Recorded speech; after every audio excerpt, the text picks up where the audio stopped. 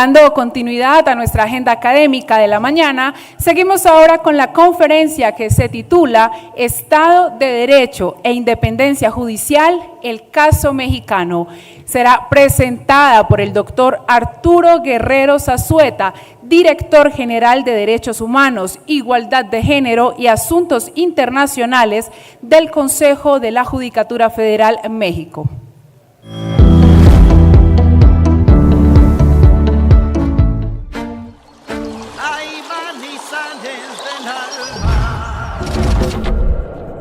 Y magíster en argumentación jurídica por la Universidad de Alicante. Ha desarrollado su práctica profesional en el ámbito internacional, en la Corte Interamericana de Derechos Humanos, en la defensa de víctimas desde la Asesoría Jurídica Federal de la Comisión Ejecutiva de Atención a Víctimas y en la Judicatura, tanto en la Sala Superior del Tribunal Electoral del Poder Judicial de la Federación como en la Suprema Corte de Justicia de la Nación y el propio Consejo de la Judicatura Federal. Bienvenido, doctor.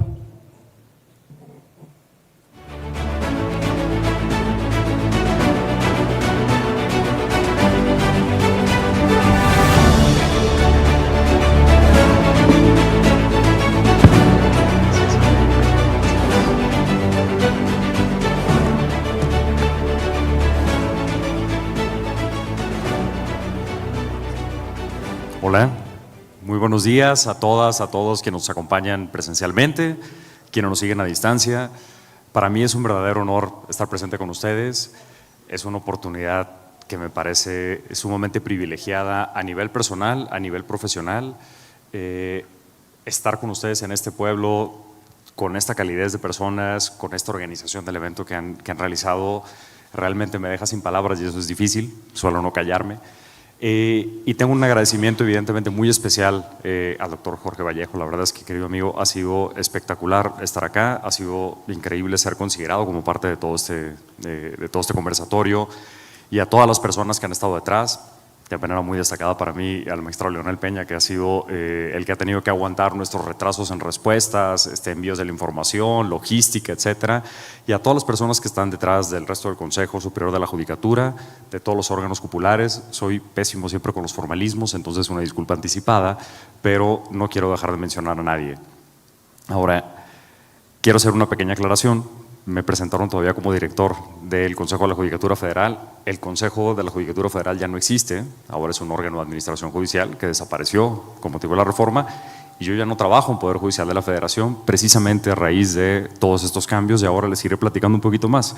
Entonces, en este momento les acompaña Arturo Guerrero, desempleado. Acá estamos, libre y se siente bien, ¿eh? Ya que veo mi cuenta de banco sí me preocupo, pero mientras, esto es fantástico. Entonces, a ver, lo que quiero compartir con ustedes esta mañana es sobre una reflexión en torno a 4 aspectos. Primero, algunos estándares muy breves sobre independencia judicial. ¿Cuál es el entendimiento global que nos tiene en este momento, de acuerdo con lo que han desarrollado el sistema interamericano, el sistema universal de derechos humanos? Después, platicar un poco sobre los ataques a los poderes judiciales en general en la región. Tercero, hablar sobre el caso mexicano. Y finalmente, algunas propuestas para reforzar la legitimidad. Y aquí es donde coincido con lo último que decía mi querido amigo Juan, sobre la importancia que tiene el Consejo Superior de la Judicatura. Para quienes hemos trabajado en el mundo judicial, evidentemente nuestra atención suele centrarse en las juezas y jueces, en el personal jurisdiccional, en el personal de apoyo a la función jurisdiccional. Sin embargo, quienes hemos tenido la oportunidad de trabajar del lado de la generación de política pública que impacta en la impartición de justicia, sabemos que hay un potencial enorme. Me encantó la imagen que utilizó Juan sobre el cuerpo técnico del equipo de la selección colombiana. Todo lo que hacen o todo lo que dejan de hacer incide. Y entonces, si hay una idea que quisiera transmitir a lo largo de esta charla y con la que me podría quedar, es: la inercia es el peor enemigo de los poderes judiciales, de las ramas judiciales. Si ustedes continúan como están, así van a seguir. Los ataques no van a cesar, los cuestionamientos van a continuar. las dudas en torno a su actuación, el desconocimiento y todo eso que parece que está ahí flotando, pero que al final del día se condensa y les va a caer como una lluvia cada vez más pesada, si no es que granizo, tormenta eléctrica, etcétera, eso va a ocurrir. Entonces, no dejen que la inercia les arrastre. Esa es la idea central. Ya si alguien se tenía que ir a tomar café, a ver algo afuera, adelante, es el resumen, pueden retirarse en este momento. Si alguien tiene curiosidad de lo demás, pues bueno, continuamos. La primera parte, un breve repaso sobre estándares de independencia judicial. Tanto los casos de Comité de Derechos Humanos, recomendaciones generales del comité, recomendaciones de la Relatoría de Independencia de Jueces y Magistrados, grupos de trabajo de la ONU, todo lo que ha resuelto el Consejo de Derechos Humanos, las declaraciones de la Asamblea General, desde los principios de Bangalore, etcétera, a los casos de la Corte Interamericana de Derechos Humanos, cristalizados en algún momento en el informe de la Comisión Interamericana sobre Derechos Humanos de 2013 sobre independencia judicial, que ya está bastante rezagado, coinciden en esencia en destacar estas ideas. Los derechos humanos son un límite a la actividad estatal. La separación de poderes se garantiza con la independencia judicial y precisamente es importante la independencia judicial para poder adjudicar casos de derechos humanos con imparcialidad y principalmente controlar al poder.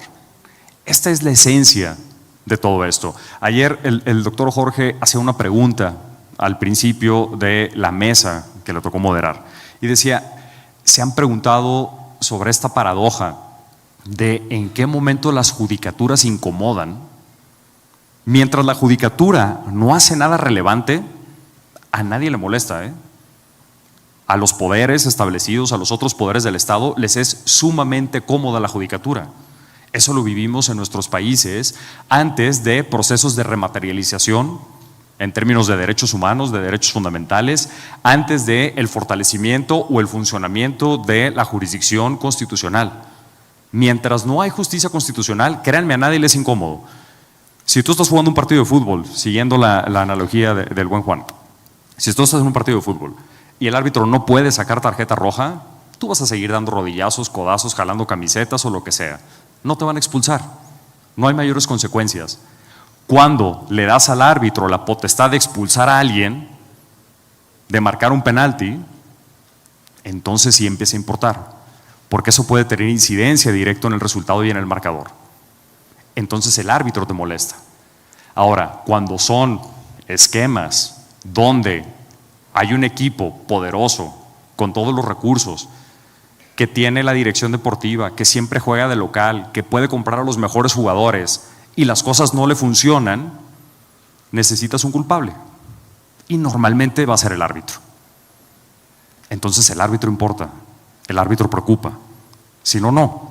Ahora, este primer entendimiento, que insisto, es un punto de partida que próximamente va a cambiar. Acaba de celebrarse, hace casi un año, una audiencia ante la Comisión Interamericana para renovar su informe sobre independencia judicial.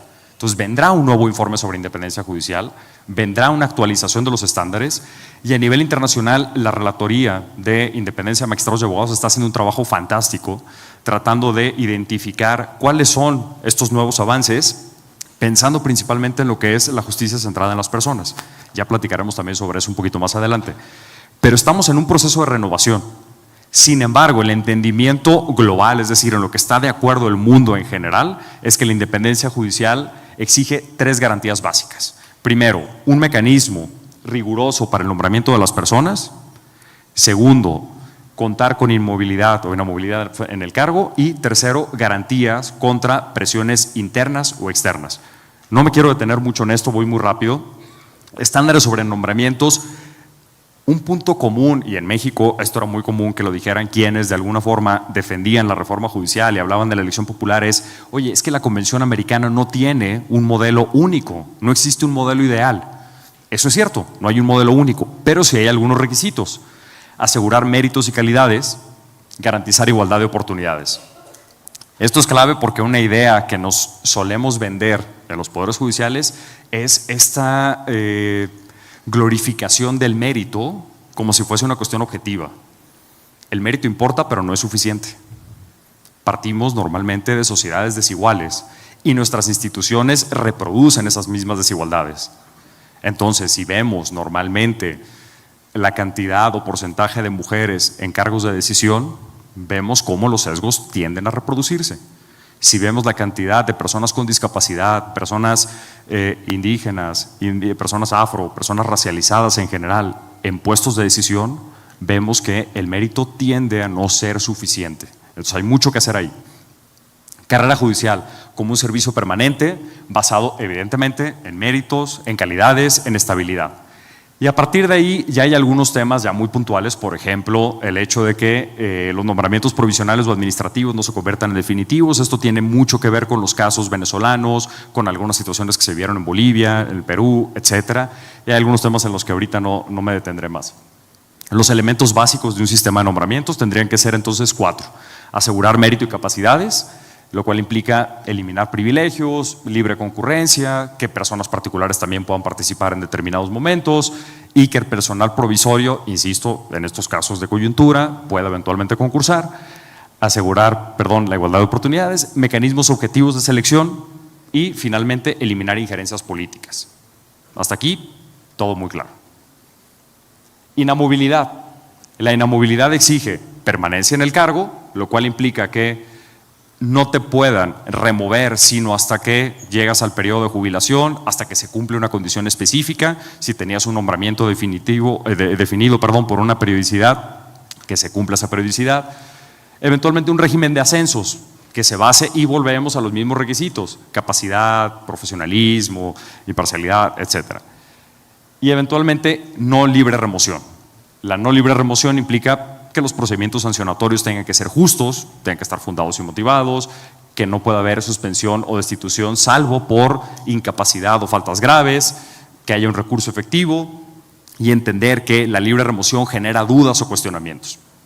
Y finalmente, para terminar con esta parte, garantía frente a presiones internas o externas. Y aquí es donde se empieza a poner un poquito más interesante. ¿Por qué? Porque la independencia judicial, y aquí es un elemento fundamental, también es interna. También importa el interior de nuestros órganos de gobierno judicial, de la Comisión Nacional de Disciplina, de todos estos órganos. Los procedimientos no son sistemas recursales, no puedes revisar las decisiones, no puedes generar temor a disentir con los órganos revisores, pero hay algunos aspectos más interesantes. Hablamos mucho de la transparencia, de la toma de decisiones. Se ha hablado, por ejemplo, de la participación de la ciudadanía en la formulación de listas cuando se eligen a los integrantes de altas cortes. Pero ¿qué tanto participa también la ciudadanía en las otras designaciones del Poder Judicial? A lo mejor son tantas que parece ineficiente, pero se pueden generar mecanismos de observación, de veeduría ciudadana, algún otro tipo de esquema de revisión, de participación, que las personas puedan objetar, etcétera, etcétera. Que las personas que son movidas de un órgano a otro, un régimen de traslado, de transcripción, etcétera, puedan exponer su caso antes de ser sujetas a ese movimiento. Este no es un estándar vinculante, pero es una recomendación que se va a convertir en vinculante muy pronto, etcétera. Entonces, los órganos de gobierno también pueden inhibir la independencia judicial, y esto es un elemento fundamental. Entonces, lo que hacen ustedes fortalece o inhibe también esa independencia, además, evidentemente, de las presiones externas, a las cuales no me centro ahorita porque llegaremos hacia allá. Procedimientos sancionatorios tienen determinados requisitos, tampoco me detengo en este momento. Pero sí hay un aspecto que quiero destacar: el discurso público contra las juezas y jueces. Sobre esto también hay estándar. Hay varios casos, el caso más importante es el caso Apitz-Barbera. Estamos en países donde se ha convertido en una normalidad el que públicamente se discuta sobre la actuación del personal jurisdiccional. Y las ideas que suelen sostener esto son básicas. La primera, libertad de expresión. He escuchado a muchos presidentes de las repúblicas decir: es que también nosotros tenemos libertad de expresión. No, o sea, sí, pero no. Ustedes no opinan. Si yo me paro en algún lugar cualquiera y me pongo a hablar y me escucha quien quiera, fantástico, esa es mi libertad de expresión.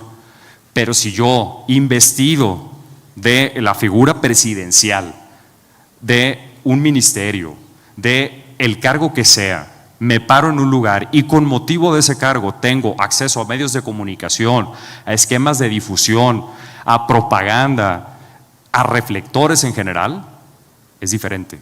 Estás ejerciendo recursos públicos con motivo del cargo. Ese ejercicio de recursos públicos implica entonces varias condiciones.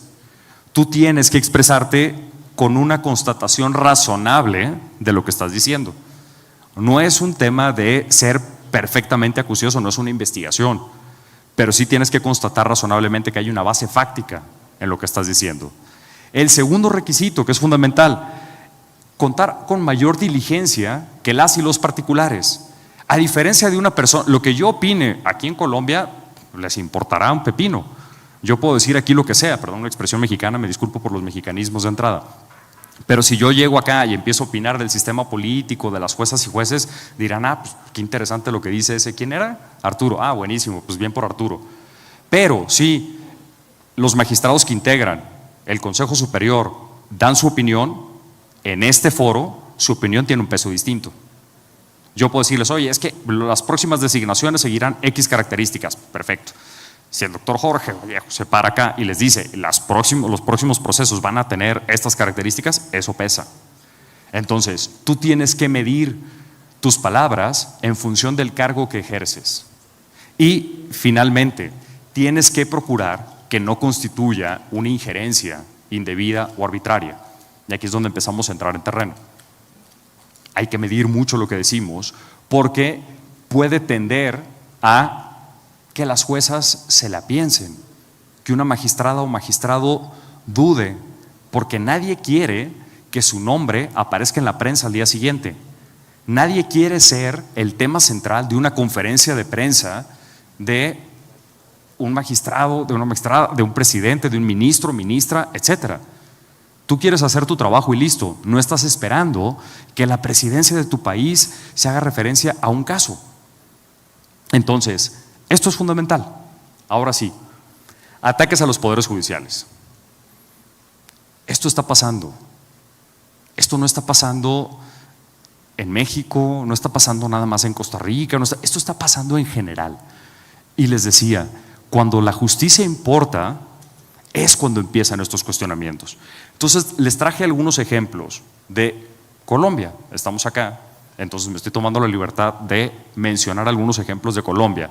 Por ejemplo, cuando su presidente Jimmy Morales no era presidente acá, ¿verdad? Disculpen, me equivoqué de conferencia. Bueno, en Guatemala, Jimmy Morales en su momento criticó a la Corte también. Y bueno, pero aquí sí, el presidente Rodrigo Chávez tampoco era presidente. Perdón, en su momento Rodrigo Chávez también exigía cambios. Perdón, es que estas presentaciones las traigo para varios. Pero bueno, vamos ahora hacia Colombia. Nayib Bukele en El Salvador llamó a no acatar decisiones de la Sala Constitucional. Pero por ejemplo, Donald Trump tampoco es de Colombia. Bueno, Donald Trump empezó a señalar a las juezas y jueces por convertirse en obstáculos para la seguridad y para la democracia. Ya les voy a poner así ejemplos de Colombia. López Obrador, ¿no? Bueno, creo que esto es generalizado, ese era un poco el punto. López Obrador empieza a acusar a juezas y jueces de defender a factureros, de ser criminales de cuello blanco, de ser delincuencia organizada. Llegó a ese punto en México. Netanyahu se reservó el derecho a opinar sobre si iba a acatar o no decisiones de la Corte Suprema de Israel. Milei, guerra declarada contra la Corte Suprema de Argentina y haciendo, recordarán este episodio, designaciones por decreto en contra de todos los procedimientos y de todas las reglas. Esto no es de Colombia nada más, esto está pasando en general. Está pasando en Colombia. En Colombia tenemos cuestionamientos a una designación, que el presidente no confía en Camargo, mala tarde, no te toca a ti, tú no lo designas. Resulta que el presidente critica a la Corte por aplazar una discusión. Tú no defines la agenda de la Corte Constitucional. Si tienes algo que decir, hay canales, hay vías. No es la plaza pública con tus reflectores y con tu investidura. Tú tienes a un presidente que empieza a acusar al Consejo de Estado por ser irrespetuoso. ¿Qué es ser irrespetuoso? ¿Irrespetuoso según quién?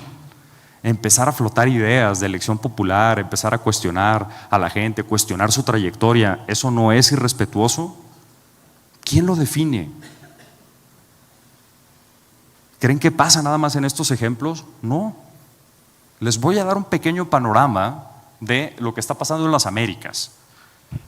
Argentina, ataques mediáticos, amenazas de juicio político, modificaciones al régimen de jubilación para que las personas tengan que quedarse un tiempo sin ingresos y lo tengan que tramitar ante el Poder Ejecutivo. Eso es Argentina. Bolivia, además de todo lo que conocemos de la elección, la provisionalidad de juezas y jueces. Prácticamente la mitad no tiene un cargo definitivo, un presupuesto bajísimo. Vamos al siguiente. Chile, amenazas de juicio político, falta de autonomía presupuestaria, otra vez el régimen disciplinario incidiendo en cuestiones de decisiones jurisdiccionales. Colombia, afectaciones salariales, sabemos de la baja asignación presupuestal y hemos visto los ataques mediáticos. Costa Rica, afectación a las percepciones. En Costa Rica es un fenómeno interesante, tiene una asignación presupuestal definida constitucionalmente. Pero ¿qué ha pasado con Costa Rica? No le han bajado el presupuesto, pero le han aumentado las funciones. Entonces le han pedido al Poder Judicial que asuma los temas de la Fiscalía y eventualmente de la Defensoría Pública. Y entonces tú empiezas a crecer a un poder sin aumentarle el presupuesto. Al final esto también incide y empieza a menoscabar la actuación del Poder Judicial. En Dominicana, República Dominicana, incumplimiento a ese porcentaje que está definido. Ahí tienen un porcentaje definido, no se cumple. En Ecuador, ataques mediáticos, falta de seguridad y de nuevo otra vez la reducción. Estados Unidos, en Estados Unidos vimos un proceso de bloqueo de las vacantes que existían en la judicatura. Durante el final de la presidencia de Barack Obama, el Partido Republicano, con la posición que tenía en el Senado, se dedicó a bloquear todas las designaciones de vacantes durante un año para que cuando llegó el presidente Trump abrieran la llave. Esto incluyó incluso a un justice de la Suprema Corte. Gracias a esas decisiones se logró una mayoría artificial de personas juzgadoras en la Suprema Corte con una tendencia ideológica muy definida a favor del Partido Republicano. Estados Unidos, Guatemala, sabemos el uso del sistema penal, sabemos los casos de exilio, prisión, incumplimiento de medidas de protección. México, ahorita lo vamos a platicar. Paraguay con el congelamiento salarial, que lo hemos platicado con Juan desde hace cuánto tiempo. Perú con el incumplimiento sistemático a resoluciones judiciales y finalmente Uruguay con opacidad en los mecanismos de designación. Estas son las Américas y no son todos los casos. Y podemos hablar de los casos de Hungría y de Polonia y de Israel y podemos seguirnos así. Entonces, esto está ocurriendo en el mundo. Yo no creo que haya una especie de titiritera o titiritero detrás de todo esto, pero claramente hay un manual de medidas que están funcionando. Y mientras más respaldo democrático tiene un gobierno o más control del Congreso y de los otros actores políticos, más sencillo es poder ejecutar este tipo de decisiones. La Corte Interamericana ha tenido un aumento exponencial en la cantidad de casos sobre independencia judicial. Si ustedes revisan, a partir de que llegó el primer caso del Tribunal Constitucional, si no contamos Palavara Iribarne, que es como un pronunciamiento un poco tangencial, en el caso del Tribunal Constitucional contra Perú, estamos hablando de 1999. En los siguientes 10 años, la Corte Interamericana resolvió 3 casos sobre independencia judicial. En los siguientes 10 años, resolvió 7 casos. Si nos vamos a los siguientes años, llevamos ya 11 casos y apenas vamos a la mitad de la década. Y siguen acumulándose. Este es un indicador. Evidentemente incide mucho cuando la Comisión Interamericana va enviando los casos, pero esto lo estamos viendo como un aumento exponencial. Aquí está. Esta es la línea. Esto es lo que está pasando en el sistema interamericano. Ante esto, hay una resolución que les recomiendo muchísimo que lean, que es de la relatora de independencia judicial, de Margaret Satterwhite. Hizo una sobre los riesgos que representan las democracias contemporáneas para la independencia judicial. Esta resolución fue aprobada en verano del año pasado, me parece 21 de junio de 2024, quedó con este número, y lo que hace la relatora, que me parece fantástico, es que sistematiza todas las formas de ataques que se han documentado de alguna forma en contra de los poderes judiciales. Son aproximadamente 14. La reforma judicial de México cumple 12. O sea, fue una licuadora con todo lo que se ha hecho mal, inyectarle esteroides y vámonos. Entonces, captura o menoscabo de instituciones de justicia, captura de tribunales. ¿Cómo capturas tribunales? Puedes politizar designaciones, puedes generar vacantes artificialmente, veamos los Estados Unidos por ejemplo. Otra, menoscabar el poder de la judicatura. ¿Cómo lo puedes hacer? Limitando el control constitucional. En México, además de la reforma judicial, había un proceso de impugnación corriendo ante la Suprema Corte de Justicia de la Nación en contra de la reforma constitucional. En una semana,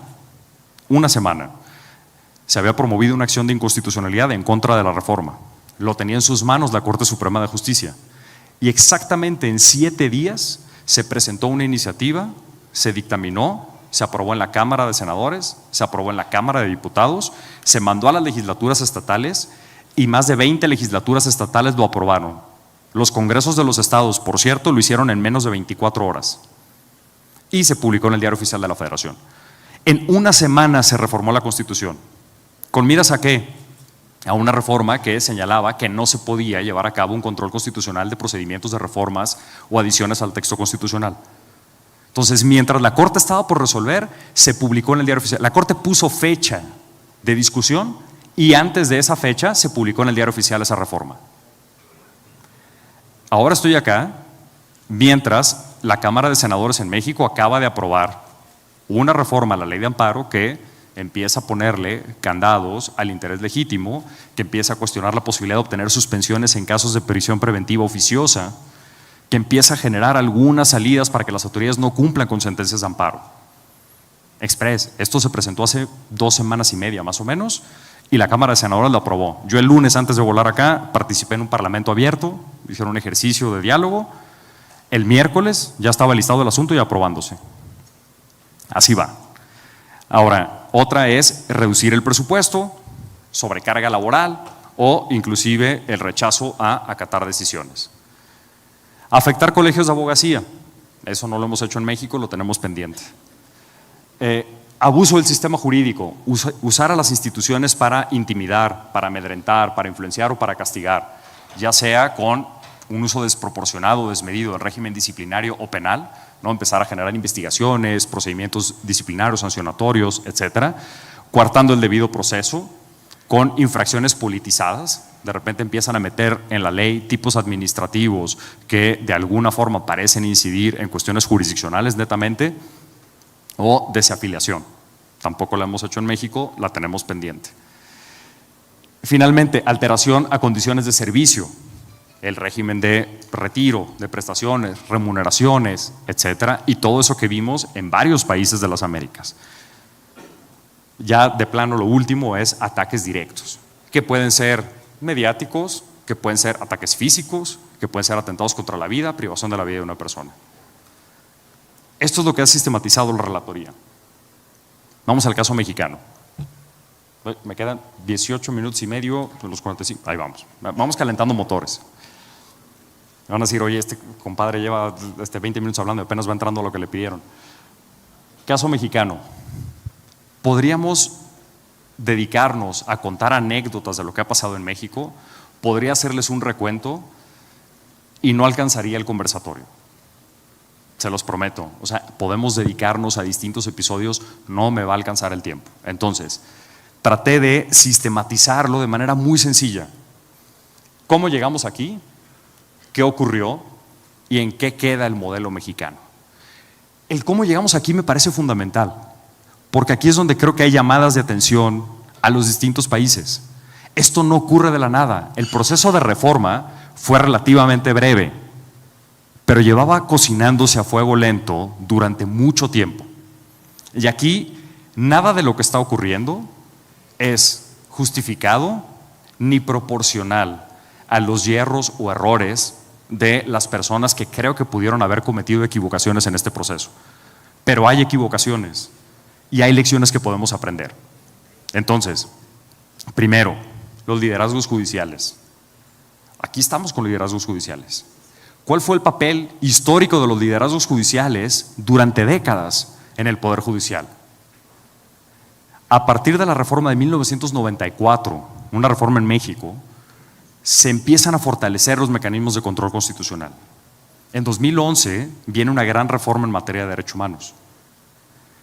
Mientras todo esto pasaba y mientras se iba mejorando la carrera judicial, mientras iba fortalecimiento el Poder Judicial de la Federación, hubieron muchísimos errores.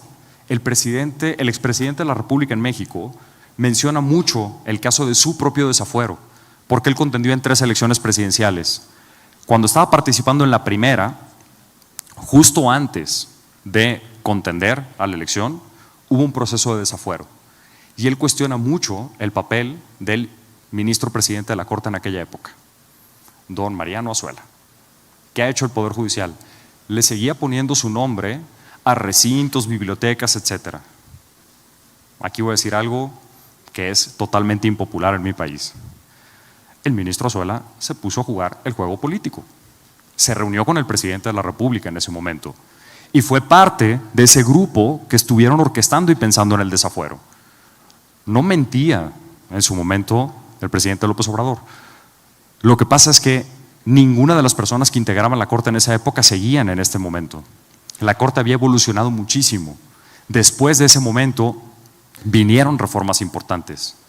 Los poderes judiciales tienen que hacerse cargo de sus propios errores. En la narrativa que tengamos que comunicar, no podemos comunicar desde el triunfalismo. No podemos comunicar siempre diciendo esto es lo que hemos hecho maravilloso. Si hay críticas, háganse cargo de sus críticas, porque si no lo hacen ustedes, lo va a hacer alguien más. Entonces, hay que limpiar casa, pero para limpiar casa es importante que ustedes vayan documentando todo y que sean ustedes quienes lo den a conocer, que sea en sus términos, en sus palabras, en sus condiciones, porque si no alguien lo va a hacer. Y si no están preparados para eso, las repercusiones van a ser cataclísmicas. Los liderazgos judiciales en México durante muchos años, se dedicaron a aumentar prestaciones, a hacer oídos sordos a las críticas y a hablarse entre sí, sin entender lo que estaba ocurriendo. Me parece que en ese sentido hay mucho que se puede hacer. 2 estrategias fallidas. Las 2 presidencias últimas de la Suprema Corte, tuvimos a un ministro presidente que se dedicó a hacer, después de haber hecho una labor fantástica como ministro de sala, a mí me parece que fue el mejor ministro que han tenido las salas de la Corte en su historia, porque tuvo unos avances espectaculares, con precedentes interesantísimos, con un gran desarrollo en temas de derechos fundamentales. Llega después a la presidencia y como presidente del Poder Judicial en México compartía la presidencia entre la Suprema Corte y el Consejo de la Judicatura Federal. Fue un gran impulsador de política pública judicial y esa parte me parece que es irreprochable. Sin embargo, lo que pasaba tras bambalinas era un ejercicio de acercamiento cada vez mayor al Poder Ejecutivo, con cuestionamientos sobre presiones a juezas y a jueces, con el manejo del turno de los asuntos para evitar que la Corte discutiera los asuntos más polémicos en aras de no incomodar, y empiezas a guardar los asuntos, e incluso participando en ataques a integrantes de la cúpula judicial. Después de una reunión con él, renunció la presidenta del Tribunal Electoral. Durante su presidencia renunció un ministro de la Suprema Corte a su cargo y después un procedimiento sumamente cuestionado. Hubo un ataque fuerte a la principal asociación de jueces y magistrados en México. Renunció después otro presidente del Tribunal Electoral después de que él anunció en una conferencia de prensa la inviabilidad de la presidencia de ese magistrado presidente del Tribunal Electoral. Tiene un papel sumamente cuestionable. Y entonces, cuando llega la siguiente presidencia, un día después de su designación, el presidente de la República decía que el Poder Judicial estaba corrompido hasta la médula y que no había salvación. No era por lo que representaba la nueva presidenta de la Corte, era por lo que dejaba de recibir después de la presidencia anterior. Entonces, ¿hasta dónde acercarse? ¿Hasta dónde llegar? Hay diálogo institucional, nadie lo niega, pero es fundamental reconocer que las concesiones, por más concesiones que hagas, no va a ser suficiente. Porque el problema es la justicia constitucional, es la tutela de derechos humanos, es la independencia judicial. No importa cuánto cedas de camino, si lo que quieren es todo, no va a ser suficiente. Viene después otra presidencia y la ministra presidenta después de alguna manera dice: yo no soy parte de este juego, yo estoy en una altura distinta, yo no voy a participar en esto. El resultado también es catastrófico.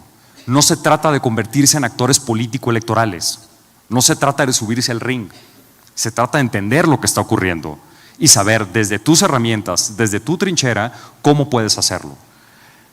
Había una historia personal también, les conté este tema del desafuero. Había un agravio personal y directo del presidente de la República y ese agravio personal y directo seguía permeando todos sus análisis y pronunciamientos. No hay que desdeñar ese tipo de cosas. Hay historias personales, lamentablemente. Somos países que tendrían que mejorar desde sus instituciones, pero las instituciones están formadas por personas. Alguien está haciéndome aquí sabotaje desde… no. Lo otro es el papel de la oposición. La oposición política en México, si es que existe hoy, la oposición política también tiene un papel muy cuestionable. ¿Por qué? Porque la oposición federal, en México es un estado federal, también es gobierno local en algunos estados. Y en esos estados que gobiernan, a veces incurren en las mismas prácticas que critican a nivel federal. Entonces, aquí cuando había manifestaciones, había algunas marchas en contra de la reforma judicial, de repente veías actores políticos sumándose y tomando el templete. Y esos mismos actores políticos estaban siendo partícipes de aquello que denunciaban a nivel federal, pero a nivel local. Entonces también esperar que nuestra salvación sea una fuerza política en específico, a mí me parece sumamente arriesgado, porque evidentemente empiezas a politizar el entendimiento de lo que es la rama judicial, pero además te compras todos esos hierros, todos esos problemas, todos los vicios y sesgos que existen. Entonces también por ahí creo que no puede ser la solución. Y finalmente, en México vivimos una cosa que se llaman las mañaneras, que en las conferencias de prensa del presidente de la República, todos los días en la mañana. Es el ejercicio de comunicación política más espectacular que he visto en mi vida. Sistemático, riguroso, disciplinado. No coincidía en nada lo que decía sobre el Poder Judicial, pero la disciplina es espectacular. Y había un manejo increíble porque empezaba la conferencia después de que salían los medios impresos. Entonces todas las columnas, todas las primeras planas acaban de quedar en el olvido, porque ya estaba tirando la nueva línea y ya estaba dando noticia en esa conferencia. Entonces todos los medios de entrada quedaron borrados inmediatamente. Tiraba línea. El resto del ciclo noticioso era alrededor de lo que decía el presidente de la República en la mañana. Y además con este ejercicio en el cual tendíamos a normalizar las ideas como si fuesen cuestiones inocuas. Yo pongo siempre el ejemplo de cómo se dan los debates de calentamiento global en Estados Unidos. En Estados Unidos sabemos que hay un partido que suele ser bastante escéptico en sus políticas respecto al calentamiento global. Está el otro partido que no lo es. En la comunidad científica, toda la comunidad científica tiene un consenso sobre el calentamiento global, pero hay una persona disparatada que le da bola a los políticos que dicen que no existe. ¿Qué hacen en los debates? En el debate tú no ves a toda la comunidad científica, o sea, tú no ves a 3,000 personas y a una. En el debate tú ves a una y a una. Entonces tu debate parece que es un 50-50. Tú lo planteas y parece que es una cuestión bastante normal, pero no es así. Entonces la normalización de estas ideas que empiezan a salirse de los parámetros de la normalidad es peligrosa también. No lo dejen pasar. Ahora, ¿qué ocurrió?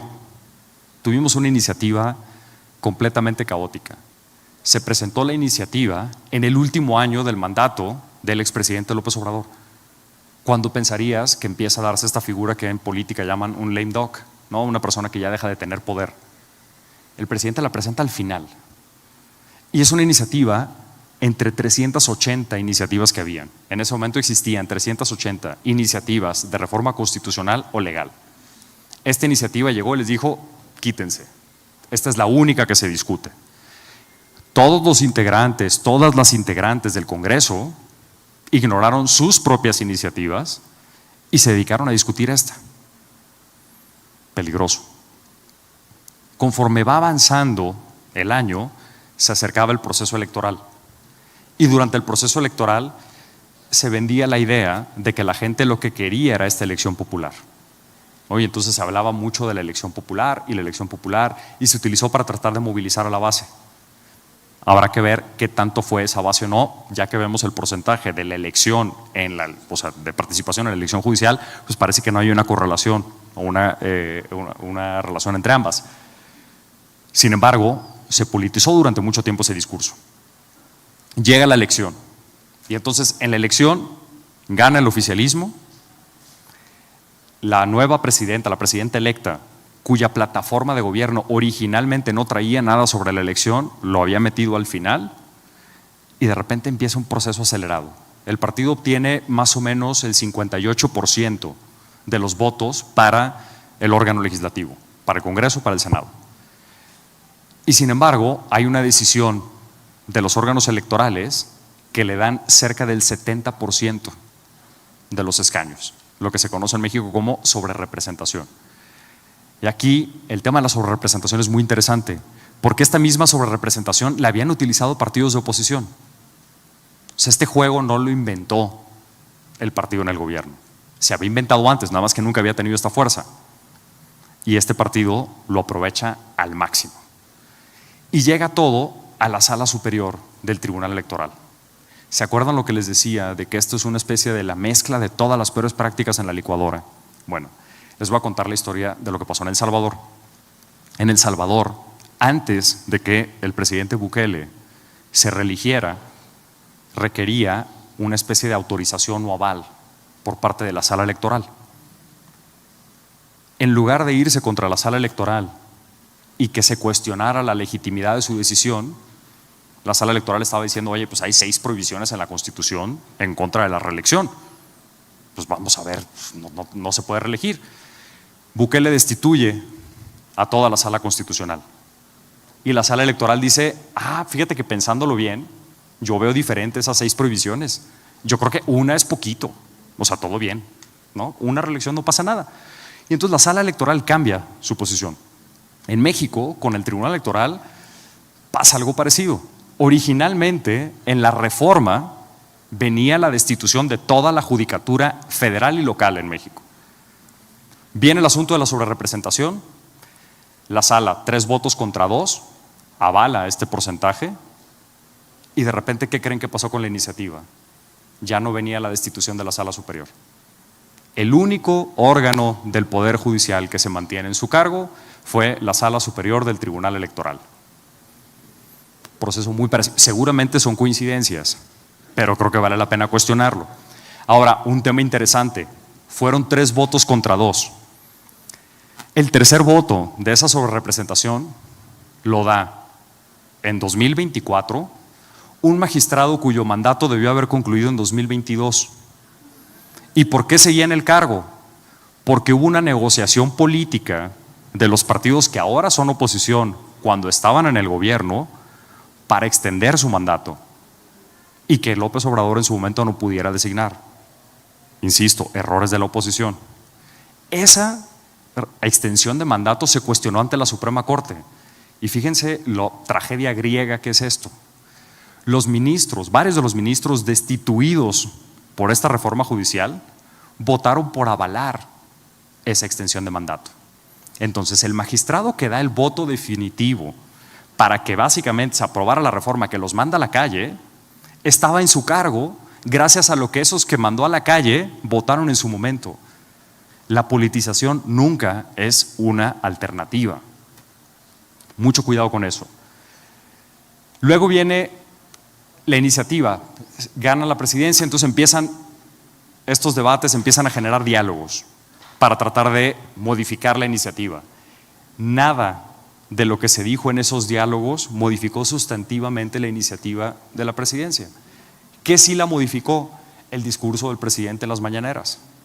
El presidente en alguna mañanera, cuando empezaron los diálogos a cuestionar la falta de requisitos, la falta de idoneidad de las personas de la judicatura, de las que se querían llevar a la judicatura, dice el presidente, oye, a mí me parece que eso de la experiencia sobra. Eliminen la experiencia. La iniciativa te pide 0 años de experiencia para ser jueza o juez federal. 0 años.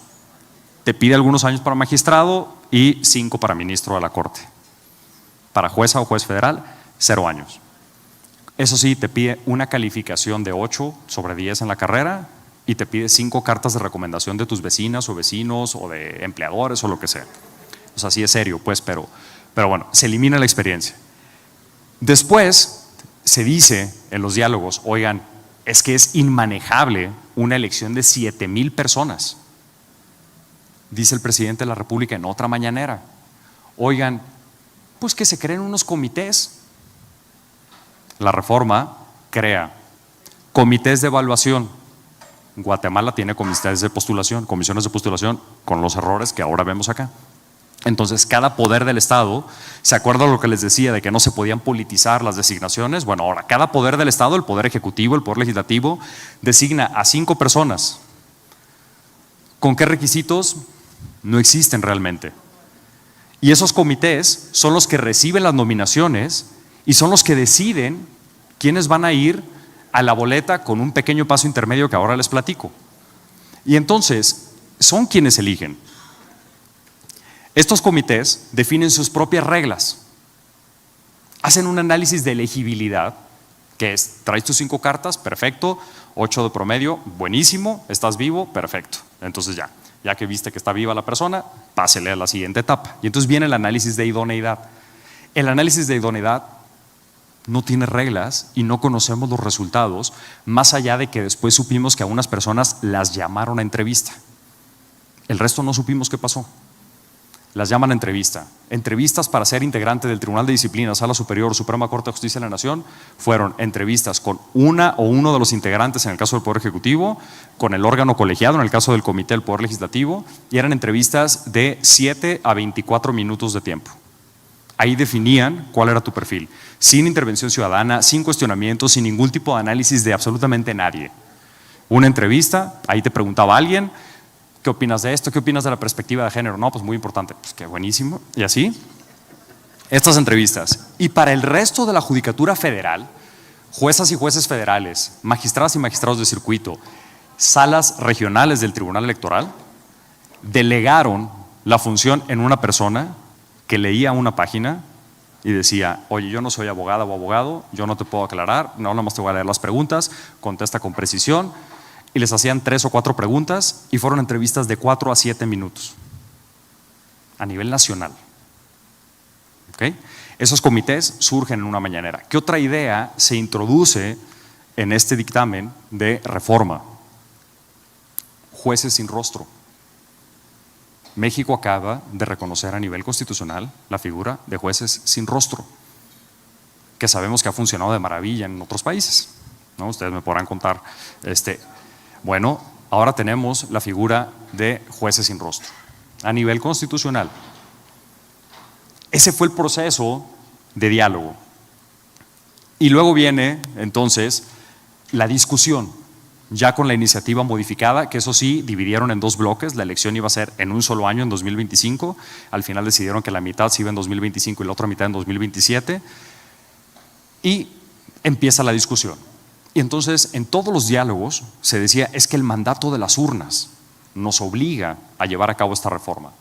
Pues primero, eso no estaba en la plataforma original de la presidenta. Ella hizo 7 diálogos sobre temas de acceso a la justicia, en ninguno se habló de la elección popular. 6 diálogos. Se metió al final. Los comités de evaluación, los jueces sin rostro, las tómbolas, no les he platicado las tómbolas, ahorita les cuento de eso. Es que esto está más interesante. Todas estas figuras que les dije fueron después de la elección, entonces no había ningún mandato de las urnas. Y cuando llegan a la discusión, empiezan a pasarse senadoras y senadores de oposición al bloque oficialista.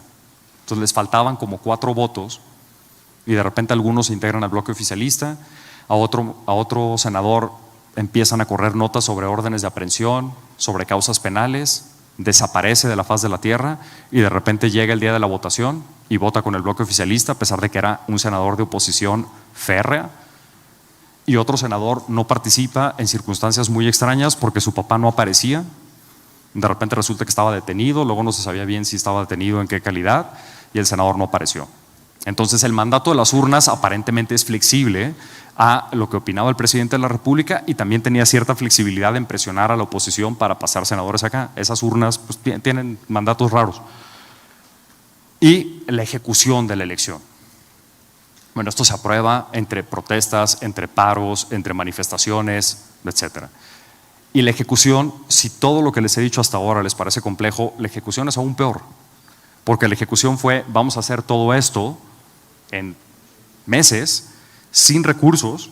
Entonces, sin recursos implicó menos casillas, menos difusión, menos capacitación, no hubo voto de personas mexicanas en el extranjero, no votaron las personas en prisión preventiva, etcétera, etcétera. ¿No? Entonces, esta ejecución atropellada, no había forma de conocer las candidaturas. O sea, yo me puse a revisar los currículums de la elección que me tocaba. Alguien me ayudó a armar las carpetas, no hice esa tarea yo. Con todo y eso, le dediqué 23 horas a la revisión de perfiles. Y yo conocía a la gente en la elección federal. En la local no tenía la más remota idea. 23 horas, con una cantidad de información inmanejable. Era inviable completamente esto. Esto es lo que pasó con la ejecución. Y tuvimos una elección en la cual circularon documentos, ¿no?, conocidos como acordeones, que hacían aparentemente un listado de las personas que debías votar para ciertos cargos. En casi 70% de las casillas hubo coincidencia entre esos acordeones y el resultado para la elección de la Suprema Corte, la Sala Superior, el Tribunal de Disciplina Judicial.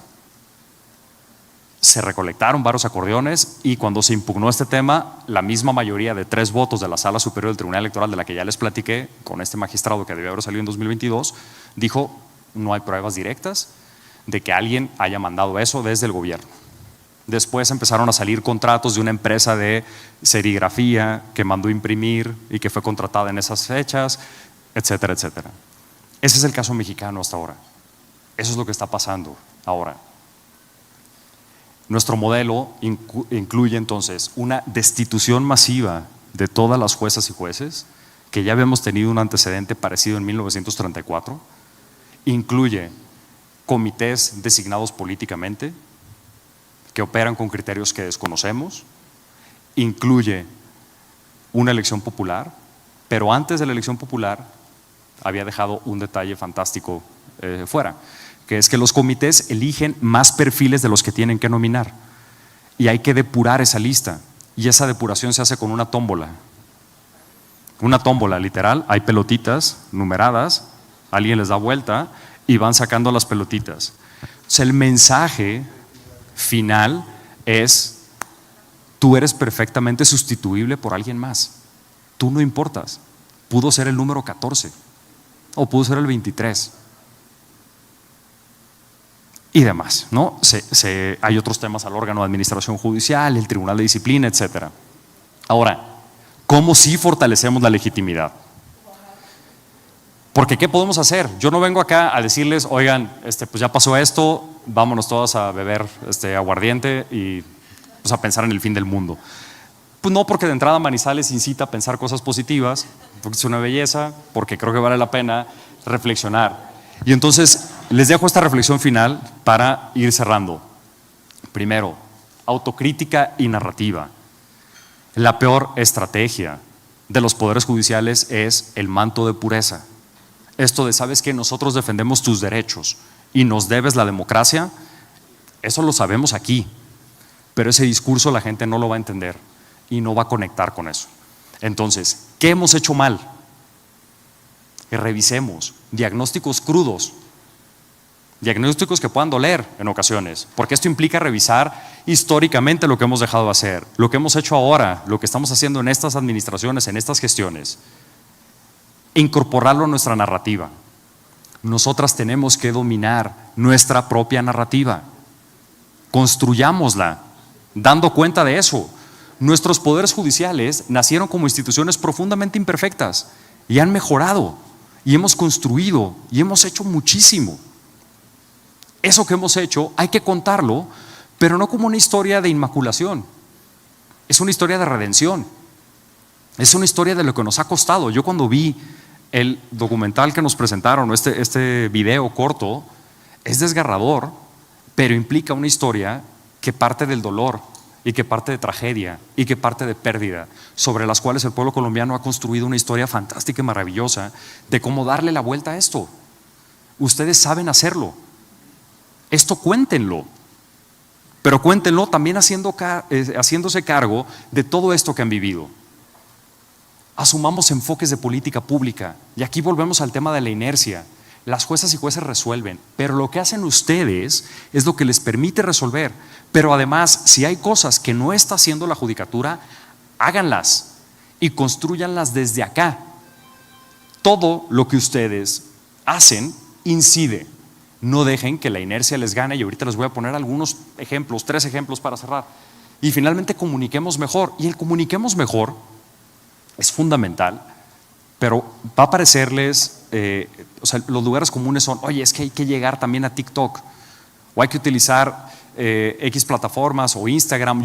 Sí, pero eso no basta, porque nunca nadie de una comunidad marginalizada dice, hoy en la mañana, ¿qué voy a hacer? Vamos a ver el TikTok de la rama judicial. Eso no va a pasar. Entonces, eso le va a llegar a ciertas generaciones de nuestro círculo y de nuestra burbuja. Pero si quieren comunicar, comuniquen donde la gente se informa, no donde nosotras informamos. ¿Dónde se informa la gente? En México, el uso de radios comunitarias, del sistema de radiodifusión nacional, brigadas, perifoneo, ese tipo de ejercicios que construyan desde la comunidad son básicos. Ustedes están en campo, están a nivel de tierra, ustedes tienen contacto con las personas, ustedes saben cómo se organizan, cómo se construye el tejido social, cómo se construye y se hace comunidad y cómo se informa a esa gente. Ahí es donde tienen que informar. Este evento lo van a ver algunas personas, sí, las que conocen y las que ya tienen acceso a este canal, el resto no. Entonces, comuniquen donde la gente se informa, no donde ustedes quieran informar. Esto empieza a movernos hacia otro lado. Ahora, les pongo, tenía 2 ejemplos de mala narrativa, pero ya me extendí bastante, entonces me quiero ir ya a los temas que me parecen centrales. 3 ideas para concluir. Tenemos que adoptar enfoques de justicia centrada en las personas. Justicia centrada en las personas implica retomar justicia comunitaria y cotidiana, ver cómo nos vamos a relacionar con la jurisdicción o los sistemas tradicionales e indígenas. Sé que tienen un proyecto, profundicen muchísimo en ese proyecto. Otro, mecanismos alternativos de solución de controversias. Sé que aquí han explorado bastante en eso. No todos son tribunales. No todos son tribunales. Hay que retomar también estos enfoques. Fortalecimiento de la asistencia jurídica gratuita. La gran marginalidad de las personas es jurídica. Hay un estudio que hizo el World Justice Project donde revisaron la situación en 100 países. Le preguntaban a las personas, en los últimos 2 años, ¿has tenido un problema que se pueda calificar de jurídico? 49% contestó que sí. El problema es que de ese 49%, 29% había buscado algún tipo de ayuda y solo 17% buscaba algún tipo de ayuda jurídica. Faltan defensorías, falta asesoría jurídica. En México yo decía, replanteemos el sistema de servicio de carrera. O sea, cuando tú haces tu servicio social, cuando haces tu servicio de prácticas profesionales, préstalo en una oficina de defensa pública. Conectemos con despachos. En Chile, la defensa pública hace uso de toda la rama y toda la construcción que hay de despachos privados, de firmas privadas. Conéctenlas, porque luego los despachos privados, al menos en México, son muy dados a hacer sus propios ejercicios de litigio pro bono y se dan premios, el premio de derechos humanos y el premio no sé qué. ¿Y qué atienden? Atienden los casos que les gustan, los casos que les importan. En algunos casos van más allá, pero nadie se ensucia los zapatos, nadie se remanga la camisa, nadie está en la tierra. Entonces vuelve a ser esta especie de litigio gourmet, no donde tú llevas los asuntos que te gustan. ¿Quieres entrarle? Entrémosle. Vamos estableciendo un sistema compartido de todas las defensorías, de todas las oficinas de asesoría jurídica, de todos los despachos y espacios pro bono. Vamos a hacer modificaciones legales, vamos a subir a todo el mundo, porque la gran marginalidad está ahí, antes de llegar a los tribunales. Y ahora sí, los enfoques que solemos olvidar. Sé que aquí la parte de justicia restaurativa la tienen muy clara y han sido grandes promotores de eso, pero la justicia restaurativa no se queda solamente en lo penal, va mucho más allá. Llévenlo más allá. Sé que tienen facultad de presentar iniciativas de ley, preséntenlas, pero si no, a través de política institucional, ¿cómo pueden incorporar esos enfoques? Otro, justicia procedimental. la gente cree que las personas tienden a creer que se hizo justicia en un caso si les dan la razón o no. Ese no es el elemento central, pero tampoco es la calidad argumentativa ni el tiempo de respuesta. El gran catalizador, el gran cambio para que una persona sienta que se hizo justicia es si se sintió escuchada dentro del proceso. He visto lo que han hecho en la Jurisdicción Especial para la Paz, he visto lo que han hecho también aquí con los enfoques de justicia restaurativa en la materia penal. Las personas necesitan sentirse escuchadas. Sentirse escuchadas es cómo les gusta que les llames. Aquí son muy cálidas, veo el trato que tienen. A mí me parece espléndido, justo traducir eso al servicio público. Oye, ¿a ti te gusta que te digan María, Arturo, Jorge, Néstor, lo que sea? ¿Cómo te gusta que te llamen? Te digo que te voy a resolver en cuánto tiempo, voy a estudiar tu asunto, cumplo con eso. Neutralidad en la actuación, darles uso de la voz, que la persona sienta que es el centro de la decisión. Todo esto que han expuesto mucho desde Yale con estos enfoques de justicia procedimental, con el profesor Tyler Perry, creo que hay mucho que se ha hecho ahí. Echen mano, abreven de eso. Y justicia adaptada. Justicia adaptada implica, y esto para mí es uno de los temas mucho más revolucionarios, los sistemas de justicia somos los que tenemos que adaptarnos a las personas y no al revés. Entonces, en justicia adaptada hay muchos avances que pueden hacer. En México empezamos a trabajar, y es uno de los proyectos que se descontinuó, empezamos con grupos de enfoque, ¿no? Hacer grupos focales, y la pregunta era, ¿qué puede hacer la rama judicial por ti que no estemos haciendo? ¿En qué estamos fallando? Y esto implica no decidir desde acá. Porque muchas veces, cuando generamos política pública, lo hacemos a partir de mentes muy brillantes, de mentes muy preparadas, pero no dejamos de ser nosotras, hablándonos entre nosotras. Entonces, preguntémosle a las personas, preguntémosle a los colectivos, sociedad civil, instituciones académicas que se dediquen a temas de derechos de personas con discapacidad, de personas en situación de movilidad, de personas racializadas, de personas mayores, de mujeres, de niñas, niños, adolescentes, de colectivos LGBTQ+, etcétera. Preguntémosles a ellas qué no estamos haciendo o en qué les hemos fallado. Recojamos esas ideas y a partir de eso empecemos a hacer diagnósticos serios y después, y aquí les va una provocación, hacer procesos de consulta nacional encabezados por la judicatura. O sea, por la rama judicial, empezar a dialogar con las personas y empezar a hacerlo con procesos de consulta al interior de la institución. ¿Qué opina la gente de la institución que lo va a operar al final del día? ¿Y qué opinan las personas destinatarias? Vamos escuchándolas. Somos entes generadores de política pública, asúmanse como tales. Y entonces construyan desde ese lado. Acá el ejercicio que hicimos fue fantástico, con más de 100 recomendaciones. Había algunas recomendaciones generales, desde cuestiones estadísticas, capacitación continua, espacios de justicia y procesos adaptados, etcétera.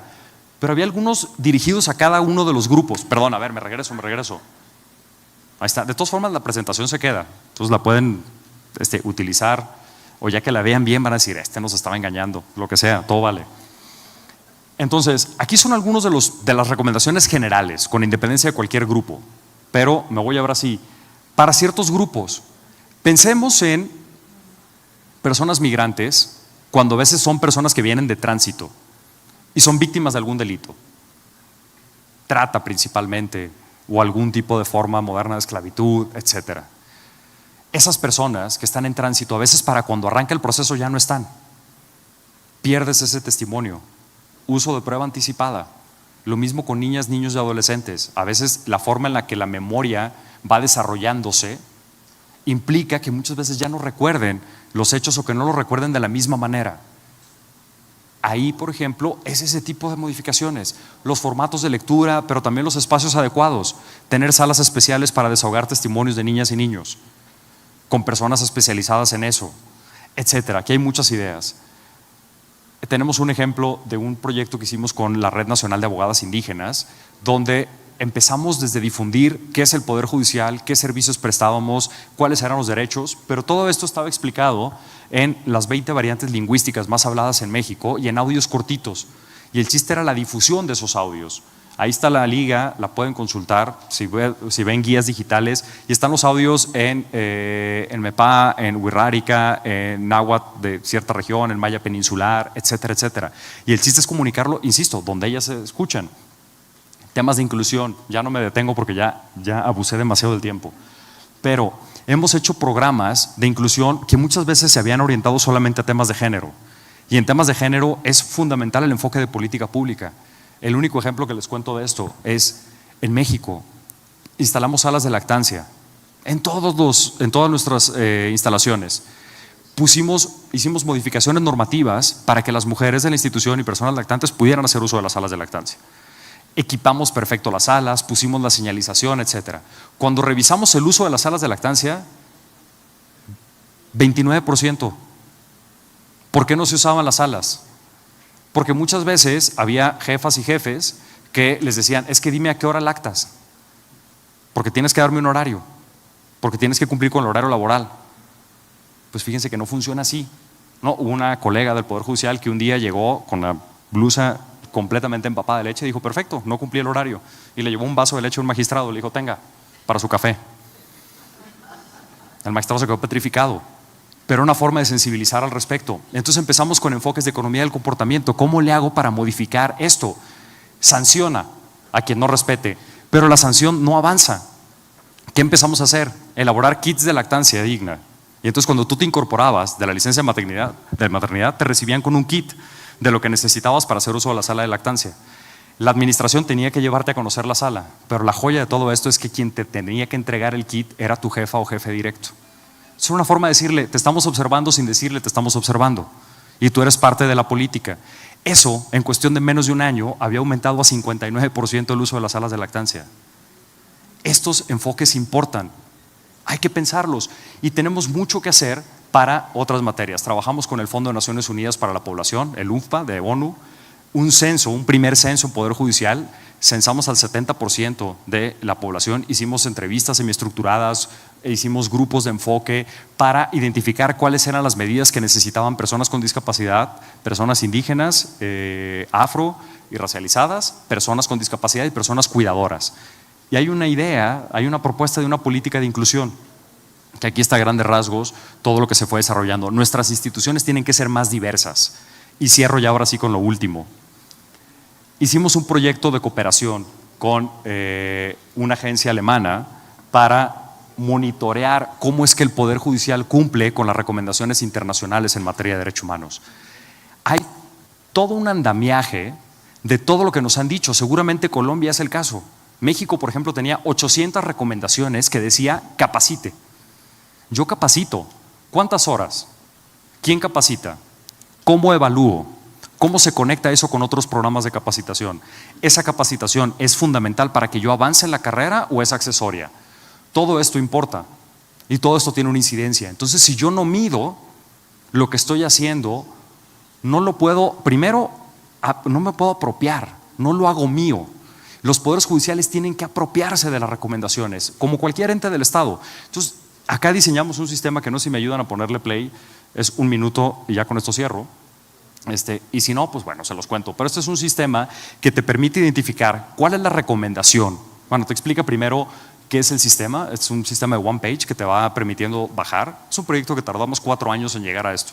Sé que les parece una paginita aquí, pero créanme, esto rompió cabezas por todos lados.